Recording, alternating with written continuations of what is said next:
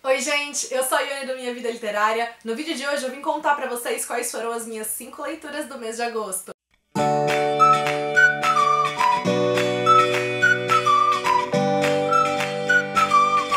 Eu já comecei agosto lendo livro que foi uma delicinha e que ainda assim conseguiu trazer várias reflexões que são muito importantes e que no caso é As Férias da Minha Vida, lançamento da Clara Saavedra pela editora Intrínseca. Nessa história a gente vai conhecer a Isis. Ela planejou ter a comemoração dos 15 anos dela indo pra Disney com a melhor amiga, que é a Vivi. Acontece que os pais da Vivi falaram que pra essa viagem acontecer, ela teria que esperar a irmã mais nova dela, que é a Brenda, também completar 15 anos para que as três saíssem em viagem juntas. Isso aconteceu 2 anos depois, então agora que elas estão com 17 e elas finalmente estão fazendo essa viagem. Mas elas não estão indo pra Disney, elas estão indo pro Caribe, pra um país que elas não sabem nem apontar no mapa, que no caso é a República Dominicana. As férias já começam então sendo absolutamente diferentes de tudo aquilo que elas tinham imaginado. Acho que uma das coisas mais gostosas desse livro é porque a voz da Isis, né, embora seja a voz de uma adolescente de 17 anos, ela vai refletir inseguranças e situações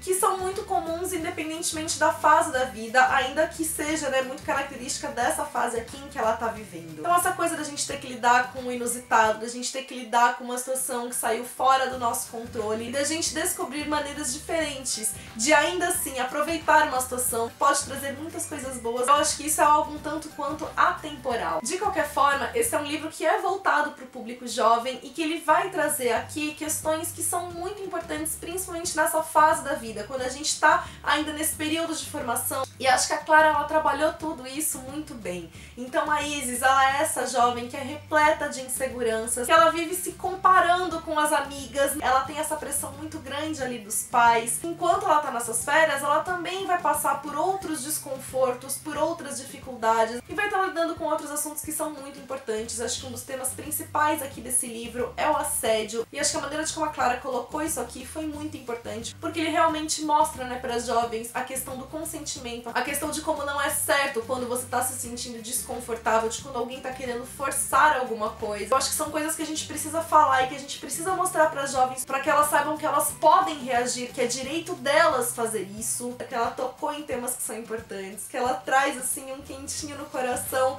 por causa da fofura que é aqui, o romance que tá aqui, gente, que delicinha. Também fiz algumas leituras bem diferentes esse mês, assim, que saíram bem da minha zona de conforto. Um deles foi A Chama, que é o primeiro volume da série A Liga dos Corações Puros, do César Dabos. Esse é um livro que a gente tá falando, né, de um universo fantástico, que ele é dividido por uma luta entre dois grupos diferentes, né? Um deles é a Liga dos Corações Puros, que é o exército do rock and roll, e que ele busca um equilíbrio cósmico em que busca que as pessoas simplesmente sejam, que elas se libertem de rótulos, que elas se libertem da questão do ter, e eles assim são chamados, né, porque as armas que eles utilizam são instrumentos musicais, e a música aqui é vista então como uma forma de combater todo o mal que é feito pelo outro exército, que é o exército do ruído. Já esse exército é aquele que é comandado pela grande mãe egóica, que é aquele que vai então visar muito a questão do ter, da posse, de você se limitar através de rótulos, de você não pensar por si, de você simplesmente se deixar levar e se deixar comandar pelas situações que estão ao seu redor. Foi uma leitura bastante interessante. Eu acho que mais do que a questão da fantasia, ela tem um fundo filosófico, né, muito grande, então que a gente pode aplicar na nossa própria sociedade, na nossa própria forma de viver. Acho que é um livro que ele acaba tendo um tom divertido por conta da própria narrativa. Ele vai ter batalhas sangrentas, então ele tem muitas cenas de ação. Embora ele seja o primeiro livro de uma série, ainda assim ele é um livro que tem um começo, meio e fim, que vai acompanhar aqui a jornada do herói, que é esse herói que ele vem dessa sociedade dos ruídos, que ele tá vivendo nessa sociedade onde ele é condicionado a não ouvir a própria voz interior, mas ele tem esse chamado no coração, e é justamente por esse processo que ele vai passar ao lado do exército do rock and roll que ele vai tentar se libertar dessas vozes ao redor dele. Já indo para um livro que também foi uma delícia de leitura e que ele me surpreendeu por conta daquilo que eu encontrei aqui, foi o PS de Paris, do Marc Levy. Aqui a gente vai ter a história da Mia e do Paul. A Mia é uma atriz britânica que está passando por uma crise no casamento dela. Ela é casada com um astro do cinema com quem ela contracena, e a Mia resolve então ir para Paris, se refugiar Já o Paul é um escritor americano que vive já há 7 anos em Paris. Acontece que, sem ele saber, né, os amigos dele, que são o Arthur e a Lauren, inscrevem ele em um site de relacionamentos, e a Mia, que também resolveu se inscrever por curiosidade pra ver como é que era, acaba vendo o perfil dele lá. Vai surgir aquela atração entre os dois, mas ao mesmo tempo os dois vão negar isso. O que mais me surpreendeu nesse livro é porque, falando assim, a gente pensa apenas, né, no casal, na Mia e no Paul, nessas descobertas da paixão entre os dois superando talvez, né, os próprios conflitos, e o livro vai muito além disso. Inclusive, acho que os principais temas deles eu não consigo explicar o que eles são, porque eles envolveriam a dar um spoiler da grande reviravolta que tem aqui no livro. Ele vai falar de questões sociopolíticas de um dos países que aparecem aqui, e a gente vai acabar descobrindo, né, algumas características desse país, alguns dos temas que estão lá, que são importantes de terem sido incluídos. Ainda assim, o Mark Levy, ele faz tudo isso com uma grande leveza, que é realmente pra chamar, que é pra envolver o leitor, que é fazer ele se deliciar com uma história e ainda assim encontrar outros temas, outros debates que vão além da relação do casal. Também é importante dizer que a Lauren e o Arthur, que eu falei, que são os melhores amigos do Paul, eles na verdade são protagonistas do livro mais famoso do Mark Levy, que é o E Se Fosse Verdade, que virou filme nos cinemas, foi interpretado pelo Mark Ruffalo e a Reese Witherspoon. O Paul, ele já aparecia no E Se Fosse Verdade, tem uma continuação que não foi publicada no Brasil, e que o Paul também tem um papel muito importante ali, né, na relação do casal. E agora, então, chegou a vez do Paul ter a própria história dele. Se você não leu E Se Fosse Verdade, não tem problema, né, esse livro é completamente independente, mas se você leu, é gostoso de você rever esse casal aqui, de você ter um gostinho um pouquinho mais dele. Mais um livro que saiu da minha zona de conforto foi o As Esferas, do Nelson Issa, que é uma ficção científica que vai ter um fundo político que é muito maior do que a ficção científica em si, e que também é contada por meio de uma narrativa que é extremamente ágil. A história ela é dividida em 2 partes. Na primeira delas, a gente tem um futuro bastante próximo do nosso. A história se passa mais ou menos em 2022, e ela começa numa escavação que está acontecendo no Nordeste, quando 2 arqueólogos estão lá escavando e encontram uma esfera que eles não sabem exatamente o que é. E a partir dessa descoberta, a gente vai vendo que tem toda uma mobilização mundial, que existem outras esferas ao redor do mundo, que os cientistas vêm tentando estudá-las, entender o que elas são e o impacto que elas causam. Há um interesse todo político por detrás delas também, e que isso também causa toda uma alteração no cenário político do mundo. E como a gente está falando também, né, no Brasil, as implicações que isso causa aqui.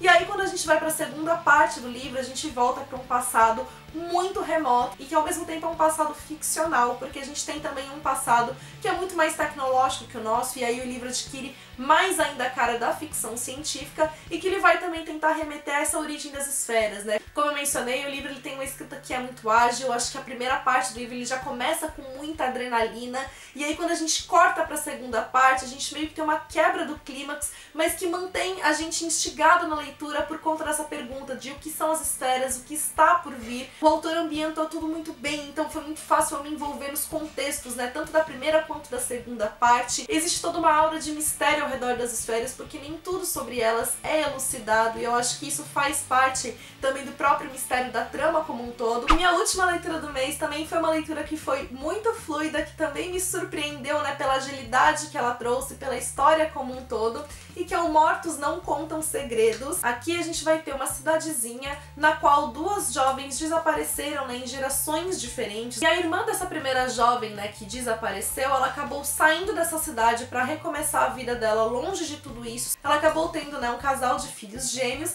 que agora estão voltando para a cidadezinha da mãe porque ela foi internada. E é a filha dela, então, né, que vai ser a protagonista aqui da história, é essa jovem que ela tem esses conflitos com a mãe por conta dos vícios da mãe, por conta da mãe não falar sobre o passado, não falar sobre a irmã que sumiu. Ela tá indo agora para essa cidade para viver com a avó, com quem ela basicamente não tem contato. E quando ela chega ali na cidade, ameaças começam a indicar que uma nova jovem vai desaparecer, e isso de fato acontece. Essa protagonista, ela é fissurada por crimes, ela adora ler histórias, né, de serial killers, porque foi a forma que ela encontrou, né, de lidar com essa ausência que ela tem ali da mãe. E ela vai acabar se interessando por esse desaparecimento, ela vai querer investigar as coisas ali por ela mesma, e é assim que a gente vai ter a história se desenvolvendo. A narrativa é dividida pela perspectiva dela e de outro jovem, que é o irmão do principal suspeito do assassinato da segunda menina que desapareceu aconteceu, né, alguns anos antes, e que ele vive então sob o estigma de ser o irmão mais novo de um suspeito de um crime, e que também vai acabar se envolvendo nessa nova situação de desaparecimento ali da cidade. A narrativa então é dada pela perspectiva, né, de cada um desses jovens em primeira pessoa, uma narrativa intercalada. Eu acho que a autora, ela tem uma escrita que é muito ágil, então isso faz com que a gente prossiga muito facilmente ali pela leitura, sem contar que a história como um todo ela acaba instigando, porque a gente se vê também envolvido nesse mistério, querendo entender o que foi que aconteceu antes, o que está acontecendo agora, se as coisas estão de fato interligadas. E uma das coisas que eu mais gostei aqui nesse livro é porque a gente tem aqui jovens investigando e a gente sabe que isso sai, né, das situações de normalidade, que em situações reais, né, a gente não teria jovens investigando um caso, mas eu acho que a autora, ela respeitou muito bem os limites, né, desses jovens aqui agindo dessa forma. Eu, quando criança, quando adolescente, eu adorava ler livros desse tipo. Fui uma leitura muito fã, né, da série Vagalume, dos livros dos caras do Pedro Bandeira, que trazem essa mesma pegada. Então eu tenho certeza que esse livro, que teria sido um que teria me deixado alucinada quando eu era o público-alvo dele, teria funcionado muito bem pra mim. Eu gostei muito de como a história foi desenvolvida como um todo, como ela foi estruturada. Foi uma leitura que hoje, como adulta, por mais que ela não tenha sido uau pra mim, ainda assim foi uma leitura gostosa, foi uma leitura que foi válida. O primeiro livro da autora, quando eu li, eu fiquei incomodada de como ela abordou algumas questões, do desfecho que ela deu pra história. Eu achei que foi problemático em alguns níveis aí. E nesse livro eu não encontrei nada semelhante a isso. Então pra mim foi uma experiência de leitura que foi mais positiva do que o primeiro livro. Deixa pra mim aqui nos comentários o que vocês leram ao longo do mês de agosto, se vocês leram algum dos livros que eu já li, o que vocês acharam deles, se vocês também ficaram interessados. E não esqueçam que se vocês gostaram desse vídeo, já deixa a curtida, porque isso ajuda muito na divulgação do canal. Se você é novo por aqui também, seja bem-vindo, já se inscreve, ativa o sininho pra não perder nenhuma notificação e me acompanhe também pelas demais redes sociais do Minha Vida Literária. Beijos a todos e até o próximo vídeo.